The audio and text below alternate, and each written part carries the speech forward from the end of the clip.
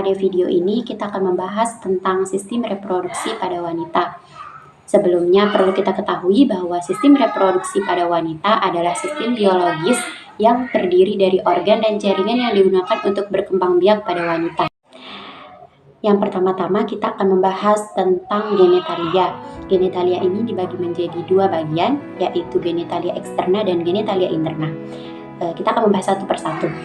Pertama, apa sih genitalia eksterna? Genitalia eksterna adalah genitalia yang tampak dari luar atau yang berada di luar. Genitalia eksterna ini dibagi menjadi beberapa bagian, yaitu ada mons pubis, ada klitoris, ada labia mayora dan labia minora, ada uretra, ada selaput darah, vagina, dan anus. Nah, sistem genitalia eksterna ini terdapat dua kelenjar. Ada kelenjar Bartholin yang terdapat di sisi vagina, fungsinya untuk melumasi vagina, dan kelenjar skin yang berada di sampingnya ada uretra yang berfungsi menghasilkan selaput lendir. Selanjutnya kita akan membahas tentang genitalia interna. Genitalia interna ini adalah alat kelamin yang tidak nampak atau yang berada di bagian dalam. Genitalia interna ini terbagi menjadi beberapa bagian, di antaranya ada uterus. Nah, di uterus ini adalah tempat disimpannya sel telur yang dibuahi hingga menjadi janin atau sampai janin siap untuk dilahirkan. Yang kemudian ada ovarium. Nah, di ovarium ini adalah tempat terbentuknya sel telur dan hormon seksual pada wanita seperti hormon estrogen dan progesteron.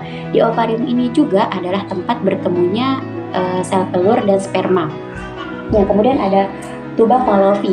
Nah, di tuba Fallopi ini adalah berfungsi sebagai jalur sel telur yang dari ovarium menuju ke uterus saat terjadinya ovulasi. Kita akan membahas tentang tulang panggul. Tulang panggul dibagi menjadi dua bagian, yaitu pelvis mayor dan pelvis minor. Pelvis mayor terdapat di linear termularis yang berfungsi menopang abdomen, sedangkan pelvis minor terdapat di bawah linear termularis yang berfungsi untuk menopang organ-organ reproduksi. Tulang panggul dibagi menjadi 4 bagian, yaitu ada 2 tulang coxae dan ada 1 tulang sacrum, dan pada bagian bawah ini disebut os coccygeus. Pada bagian os coxae dibagi menjadi beberapa bagian, yaitu os ilium, os ischium, dan os pubis. Os ischium dibagi menjadi beberapa bagian, yaitu di sini ada tuber ischiadica, terus ada foramen abturatorium, terus ada acetabulum, dan di sini ada spina ischiadica. Os sacrum ini dibagi menjadi beberapa bagian, yaitu di sini disebut os promontorium, dan pada bagian yang berlubang-berlubang ini disebut os foramina sacralia anterior. Selanjutnya pada bagian ujung, di sini ada coccygeus yang terdiri dari 3 sampai 5 ruas tulang. Crista iliaca ini dibagi menjadi beberapa bagian, yaitu spina iliaca anterior superior dan spina iliaca anterior inferior, dan di belakangnya terus spina iliaca posterior superior, spina iliaca posterior inferior,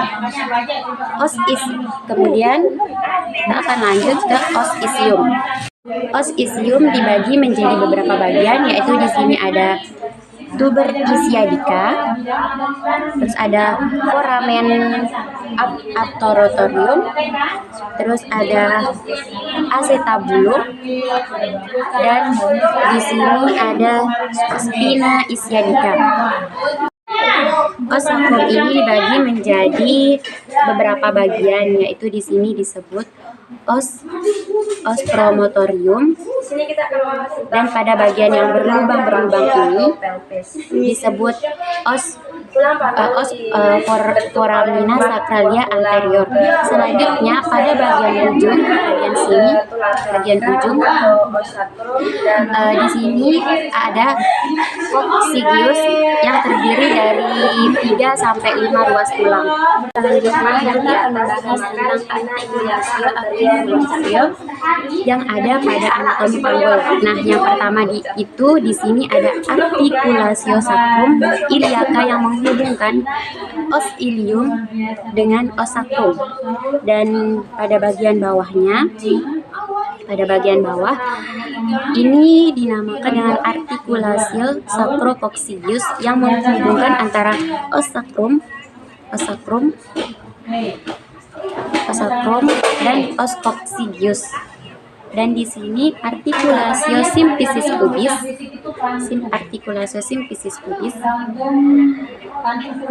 yang menghubungkan antara pubis kanan dan pubis kiri. Kemudian kita akan membahas tentang ligamentum. Yang pertama ada ligamentum sacroiliaca. Nah, ligamentum sacroiliaca ini berada di permukaan belakang sakrum ke tulang ilium. Yang kedua ada ligamentum sacrospinatus. Nah, ligamentum ini letaknya di tulang sakrum ke spina ischiadica. Yang ketiga ada ligamentum sacrotuberous. Nah, ligamentum ini letaknya di tulang sakrum ke tulang osis ischiadica. Dan yang terakhir ligamentum pubicum. Ligamentum pubicum ini letaknya di depan tulang coxae kanan dan kiri. Selanjutnya kita akan membahas tentang bagian otot luar. Pada bagian otot luar ini terdapat musculus spinatirni externum, musculus bulbus corvenaus yang melingkari vagina, musculus perineal transversus superficialis, dan ada otot yang melingkari vagina bagian tengah dan anus, yaitu musculus iliacoccygeus, musculus ischiacoccygeus, musculus perineal. Yang ketiga, anthropoid. Nah, anthropoid ini adalah bentuk panggul yang hampir mirip seperti segitiga.